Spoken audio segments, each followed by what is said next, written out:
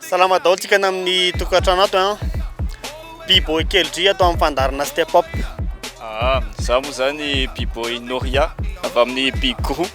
Za Lil Chris compagnie Anjorumbala. Za B-boy Lucas Moustique Crew. B-boy Fabio Wardov sady Waram avy any Tamatavy. B-boy Valdez Wardov Crew avy any Tamatavy.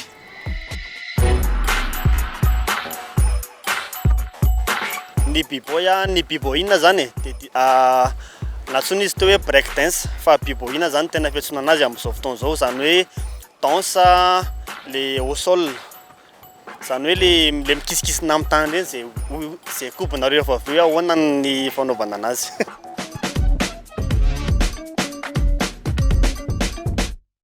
Ny projet anaranay dia efa nisy tamin'ny 2016.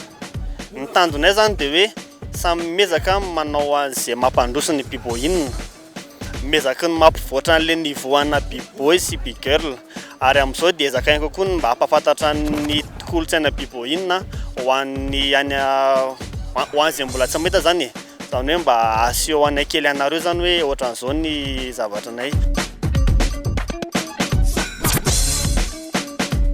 Le zavatra ataoko amin'ny 24 power move.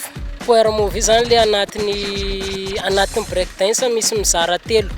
Misy passe teller dia misy ny tricks dia misy ny power move. Dia za izara amin'ny power move dia manasa anareo zay lina ho tonga amin'io ka anao fa tsisy vidividirana zany le izy aloha fa gratos dia raha te hianatra anao dia tongava fa zay mitady anareo zany mitady olona ampianarina moa zay raha lina anao 24 amin'ny room manomboka dia mikotrakotrana eo dia jerevanay an'le zavatra nianaranareo zavatra nampianariko zany tonga dia efa io jerevako hoe ahoana ny fandraisanareo anazy.